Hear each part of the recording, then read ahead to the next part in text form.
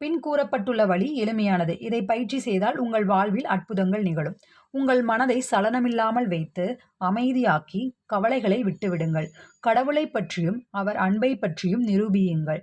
பிறகு உங்களுக்கு நீங்களே தீர்மானமாக கூறுங்கள், நான் முழுமையாக உங்களை காயப்படுத்தியவருடைய பெயரை சொல்லி அவரை மனதாலும் ஆன்மாவாலும் விடுவிக்கிறேன். சங்கடப்பட்ட விஷயத்தை முற்றிலுமாக மன்னிக்கிறேன். நான் அவரைப் போல் அல்லது அவளைப் போல் இப்பொழுது சுதந்திரமாக இருக்கின்றேன். இது ஒரு அமோகமான உணர்வு. இது ஒரு பொது மன்னிப்பு. என்னை காயப்படுத்திய எவரையும் நான் மன்னிக்கிறேன். அவர்கள் மகிழ்ச்சியுடன் அமைதியுடன் வாழ்க்கையின் அனைத்து ஆசீர்வாதங்களையும் பெறட்டும். என்னை காயப்படுத்தியவரை பற்றி எப்பொழுதெல்லாம் நினைக்கிறேனோ அப்பொழுதெல்லாம் இதை நான் சுதந்திரமாக சந்தோஷத்துடன் அன்பாக செய்கிறேன்.